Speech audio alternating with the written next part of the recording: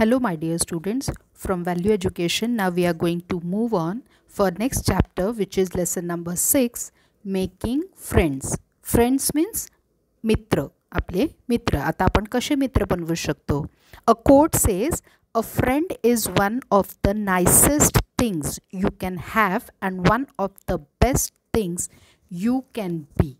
Okay? Now आता ही story एक आहे जी फ्रेंडशिपवर डिपेंड आहे, आपण ती बघू. नाव the story of fox, crow and deer. आता या तिघांची ही गोष्ट आहे. A crow and a deer were great friends and lived in a thick forest.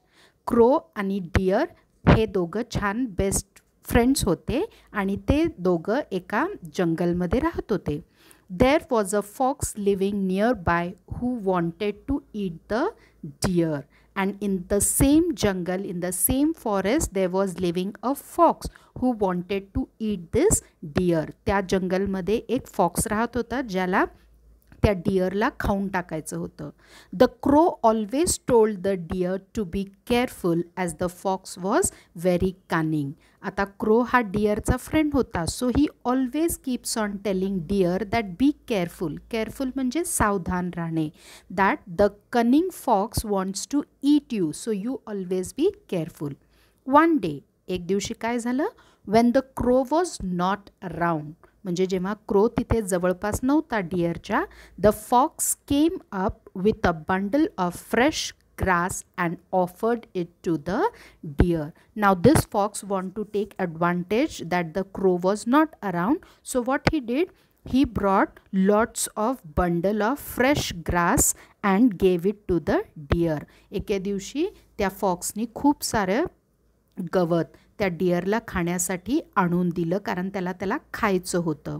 He said, oh deer, I want to be your friend. आणि fox त्या डिअरकडे जाऊन काय म्हणतो? ओ डिअर, मला तुझं फ्रेंड व्हायचं आहे, मित्र व्हायचं आहे. So I have got a small gift, म्हणून मी तुझ्यासाठी एक छोटंसं गिफ्ट आणलेलं आहे, बक्षीस आणलेलं आहे. I know you like eating fresh green grass, so here is your gift. आता डिअरला काय खायला आवडतं?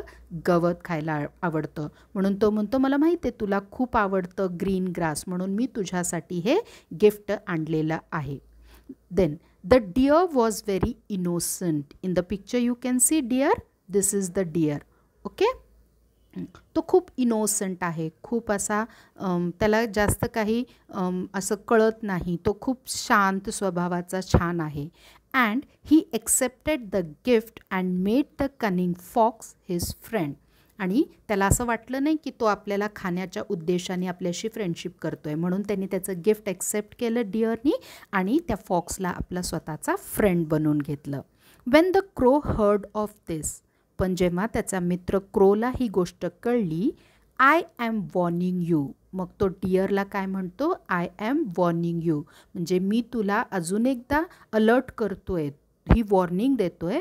द फॉक्स इज व्हेरी कनिंग, कारण फॉक्स हा चांगला नाही आहे, तो खूप स्वार्थी आहे. And wants to eat you, त्याला तुला खायचं आहे, म्हणून तो तुझ्याशी फ्रेंडशिप करण्याचं नाटक करतोय. That is why he has given you the grass as a gift, म्हणून त्यांनी तुला ही ग्रास गिफ्ट म्हणून दिलेली आहे. The deer said, no, he looks like a good friend. मग डिअर म्हणतो, नाही क्रो, तुझा काहीतरी गैरसमज होतोय, तो एक चांगला फ्रेंड आहे. There was a hunter. Hunter म्हणजे जे ॲनिमल्सला पकडतात. Okay, who lived near the jungle, तो त्या जंगलच्या शेजारीच राहत होता. The fox help the hunter to catch animals. मग हा फॉक्स इतका स्वार्थी आहे की तो त्या हंटरची मदत करायचा जंगलमधून, फॉरेस्टमधून दुसरे ॲनिमल्स पकडण्यासाठी. The fox would pretend to be friendly and lead innocent animals into the hunter's trap.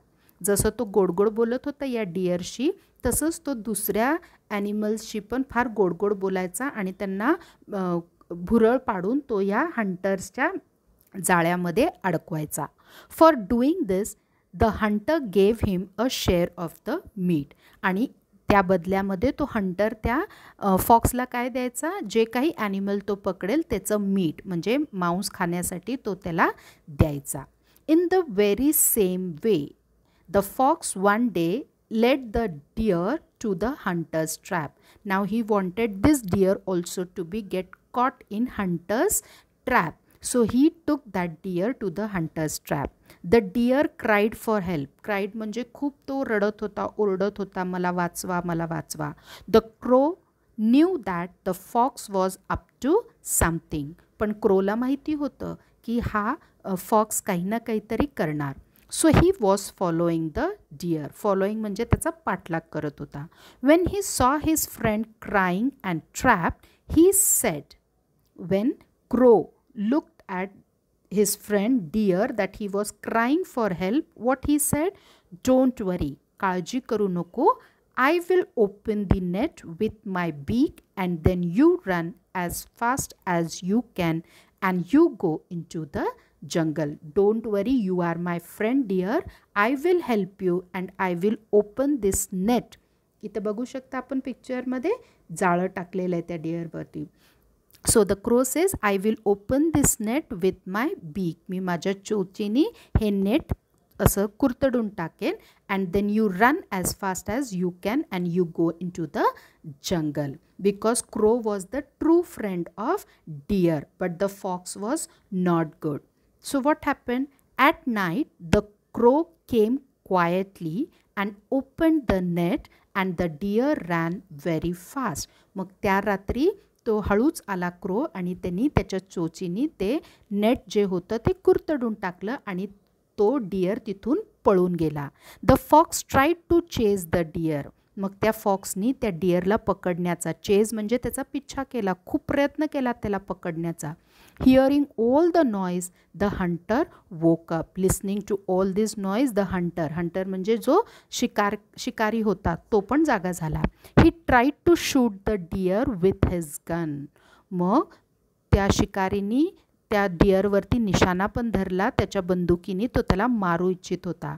But the bullet hit the fox instead killing him. पण त्या डिअरवरती निशाणा होता, त्याला ती गोळी लागली नाही, तर ती गोळी कुणाला लागली? फॉक्सला. The deer was safe. तो डिअर वाचला. The deer and the crow became best friends thereafter. Earlier also they were friends, but after this the deer and the crow, they became best of the friends. So from this lesson we learn that always we should be helpful to our friends and we should give them the correct advice instead of putting them in the troubles. Okay, listen to the video carefully and do question number A and B and my personal change record in your book and send me the image of it. Thank you.